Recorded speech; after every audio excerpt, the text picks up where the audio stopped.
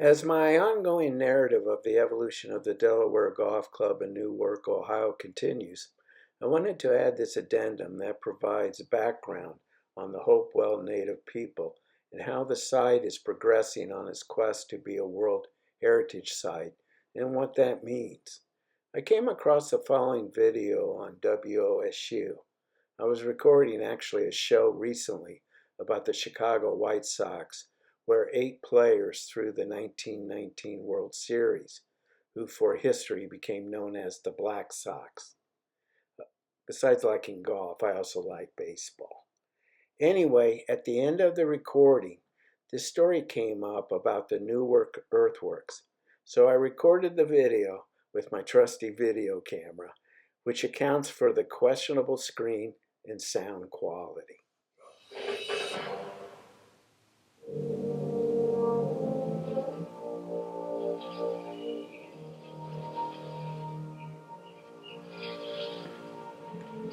Before steel and concrete shaped this land, before borders, highways, across rivers, valleys, forests.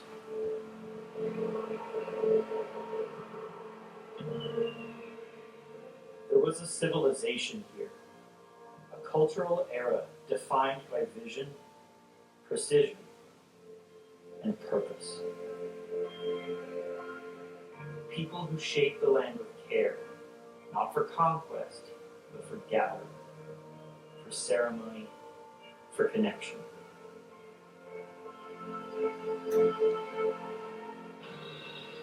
I can't believe that a person can come here to a place like this and not feel a kinship with nature. They are entering the realm of Native American spirituality. They are places of human creative genius to design and build these earthworks for where they sit. They tell us something about the people who made them and what mattered to them. It seems that these communities came together from probably hundreds of miles around and participated in building these earthworks and take away that profoundly spiritual experience. Today, we walk this earth to reconnect with the legacy that has permeated the land across time. This isn't just history, it's memory. This is our story, written in earth, water, and sky. Hopewell Earthworks, Stories Written on the Land, a new digital series from WOSU, premieres November 7th on YouTube. Archaeologists and historians have made great efforts in the last century to preserve Ohio's Native American sites and artifacts.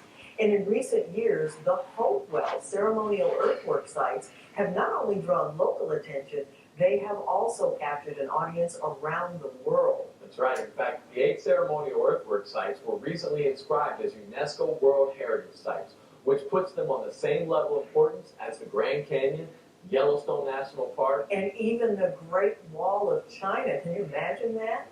On top of all that, the Hopewell sites are Ohio's first ever World Heritage Sites. So, Javier, I think I know where I'm going to visit next. I've never been there. Me neither, and I'm looking forward to going too. To learn more, we head to the Ohio History Connection, who led the effort in the nomination.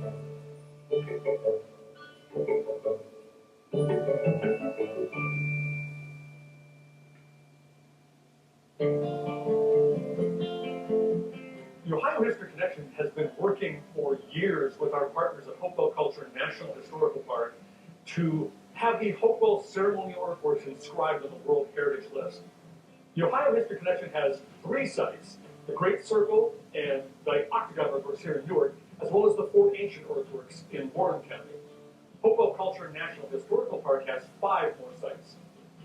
We think together these 8 sites that make up the Hopewell ceremonial earthworks tell a complete story. It's not just one site here and one site there. This was a sprawling culture that has connections all over Eastern North America. The way World Heritage works is it's an international treaty, so there's a prescribed process. And each country keeps a tentative list of sites that could be on the World Heritage List in the future. So the first step is actually to get on the tentative list for your country. And this nomination, these 8 sites, were added to the United States tentative list in 2008. Then in 2018, the federal government officially authorized us to prepare the nomination. So we have submitted it at the end of 2021 to the federal government, and they submitted it to UNESCO in Paris. The next steps are we find out whether it's recommended to be inscribed. So inscribed meaning added to the World Heritage List. Then in the summer of 2023, we would hope to be in front of the World Heritage Committee, the 21 countries that make up that committee, and have a vote on whether to inscribe this nomination or not.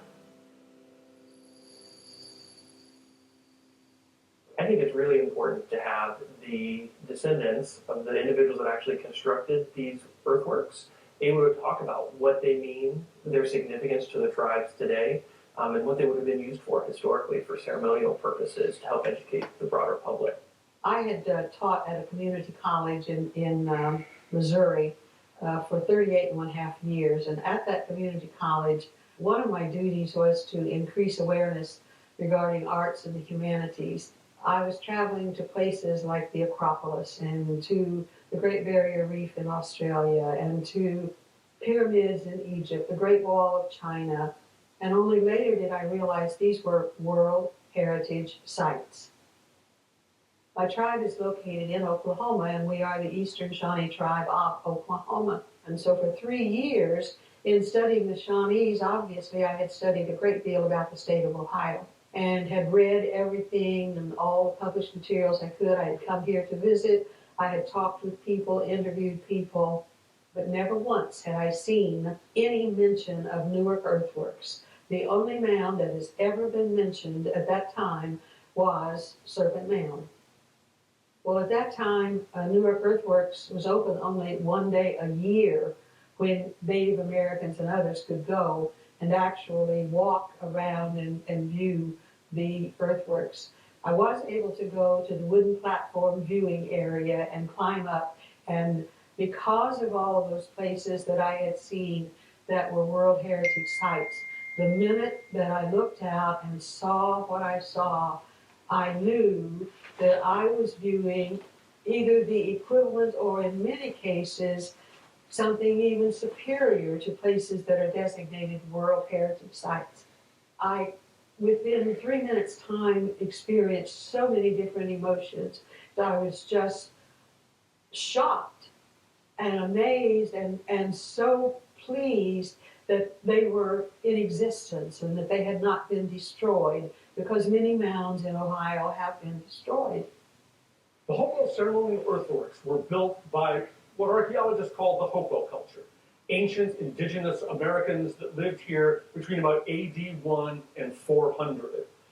They were hunters, fishers, gatherers, and gardeners. They lived in small communities scattered all over here. They didn't live in cities. They don't seem to have had any kind of ruler, any kind of king or pharaoh that would have been able to order them to do this. It seems that these communities came together for probably hundreds of miles around and participated in building these earthworks and then later worshiping at them. These ancient indigenous Americans built the earthworks with very simple technology, pointed sticks, clamshell hose, and baskets. But in spite of that seeming simplicity, the knowledge that's encoded in these earthworks is anything but simple. Science, mathematics, architecture, geometry, all types of information that it's impossible that they could not have been most intelligent people. The circumference of the great circle here is equal to the perimeter of the square earthwork that it was attached to. The area of the square that the great circle was attached to is equal to the area of the observatory circle at the octagon earthworks. Also, the circle and octagon encodes in its architecture alignments to all of the key alignments that define the lunar cycle of rising and setting that takes 18.6 years to complete. So just like the sun, with the northernmost rise of the sun being the summer solstice and the southernmost rise being the winter solstice, at least in the northern hemisphere, the moon has a northernmost rise and a southernmost rise, but every month. And that angle changes from month to month over this period of 18.6 6 years.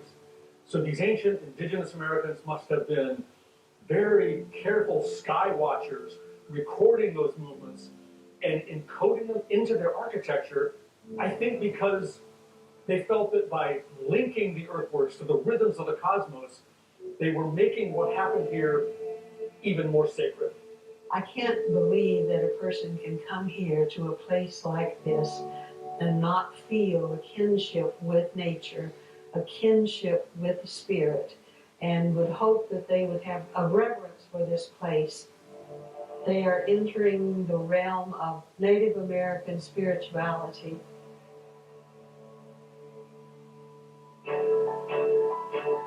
Once they're inscribed, there'll probably be an influx of people from all over the world that'll come. And I think there's going to be a lot of infrastructure improvements needed, whether it's roads or whether it's hotels, places to stay. But then there's also the spillovers of what are people going to do when they're not at the sites? What else could they see? Because there's a lot of great things happening around Ohio. It will increase awareness of Ohio for those people who are World Heritage travelers. There really are people who check the boxes of the list, and that's how they plan their vacations. This is just the first step of the journey. There's an aspect of it being contagious, that now it's like the flame has been lit, and that others are aware of other things in their communities. Maybe they don't have mounds in their communities, but they have other things that had to do with Native Americans, and they are recognizing that and beginning to become active in promoting that.